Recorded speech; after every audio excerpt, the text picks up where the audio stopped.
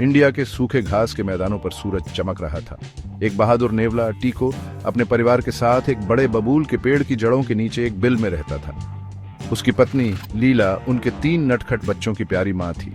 बच्चे हमेशा ऊर्जा से भरे रहते थे।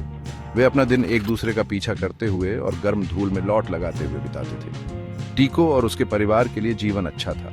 वह उन्हें खतरे से बचाने के लिए कड़ी मेहनत करता था। हर दिन वह लंबी घास में निकल जाता था।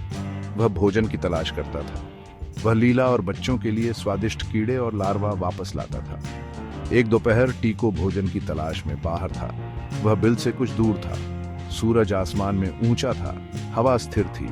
वह जानता था कि उसे जल्द ही लीला और बच्चों के पास लौटना होगा।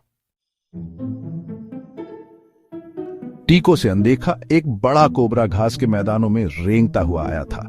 वह शिकार की तलाश में था। उसके शल्क धूप में खतरनाक रूप से चमक रहे थे। कोबरा ने नेवले परिवार की गंध पकड़ ली थी। वह सीधे उनके बिल की ओर जा रहा था। उसकी दोमुही जीभ हवा का स्वाद ले रही थी। लीला बिल के अंदर अपने बच्चों को साफ कर रही थी। अचानक वह जम गई। उसे कोबरा की मीठी, बीमार करने वाली गंध आ रही थी। वह जानती थी कि वे खतरे में हैं। बच्चे खुद की रक्षा करने के लिए बहुत छोटे थे। वह डर के मारे फुफकार उठी। उसका छोटा शरीर कांप रहा था। कोबरा बिल के प्रवेश द्वार पर पहुंचा। वह उठा। उसका फन चौड़ा हो गया, हमला करने के लिए तैयार।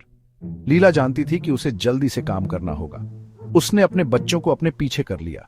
वह फिर से फुफकारी, कोबरा को डराने की कोशिश कर रही थी। उसका दिल डर के मारे धड़क रहा था। दूर टीको बिल की ओर लौट रहा था। वह लीला और बच्चों के बारे में सोच रहा था। वह उनके पास लौटने के लिए उत्सुक था। अचानक उसने एक आवाज सुनी जिससे उसके रोंगटे खड़े हो गए। वह लीला की फुफकार थी। यह डर और जरूरत की आवाज थी। टीको तुरंत जान गया कि उसका परिवार बहुत बड़े खतरे में है। उसने संकोच नहीं किया। वह अपनी पूरी ताकत से दौड़ा। उसकी छोटी टांगें उसे जितनी तेज हो सकती थीं ले जा रही थी। वह घास के मैदानों में दौड़ा।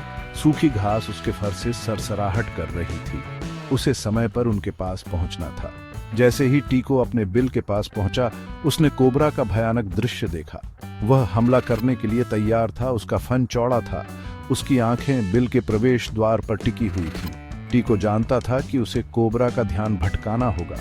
उसे अपना ध्यान अपने परिवार से दूर करना था। बिना किसी हिचकिचाहट के टीको कोबरा पर हमला कर दिया, एक भयंकर चीख निकालते हुए। नेवले के अचानक प्रकट होने से चौंक कर कोबरा मुड़ गया। वह आगे पीछे हिलता रहा। उस छोटे प्यारे जीव पर अपनी नजर टिकाने की कोशिश कर रहा था, जिसने उसे चुनौती देने की हिम्मत की थी। कोबरा ने हमला किया, लेकिन टीको बहुत तेज था। वह रास्ते से हट गया। उसकी फुर्ती ने उसे बड़े सांप पर एक फायदा दिया। कोबरा ने बार बार हमला किया, लेकिन टीको बिजली की गति से हर हमले से बच गया। लड़ाई छिड़ गई। हरकत और धूल का एक धुंधलापन। टीको जानता था कि वह हमेशा के लिए बचता नहीं रह सकता। उसे हमला करना था और सच में हमला करना था। वह सही समय का इंतजार कर रहा था। उसका दिल मेहनत और साहस से धड़क रहा था। अंत में कोबरा ने एक गलती की। उसने थोड़ा बहुत धीरे धीरे हमला किया और टीको ने अपना मौका जब्त कर लिया। वह आगे कूद गया। उसके नुकीले दांत कोबरा के सिर के पिछले हिस्से में धंस गए। एक घातक काट लिया। कोबरा जमीन पर गिरने से पहले एक पल के लिए बेतहाशा तड़प उठा। बेजान। टीको थका हुआ लेकिन विजयी अपने पराजित दुश्मन के ऊपर खड़ा था। उसकी छोटी छाती फूल रही थी। उसने एक भयानक दुश्मन का सामना किया था और विजयी हुआ था। उसने अपने परिवार को बचा लिया था। टीको बिल में घुस गया और लीला और बच्चों ने उसका स्वागत किया। वे सुरक्षित थे। टीको ने उनके लिए अपनी जान जोखिम में डाली थी और वह जीत गया था।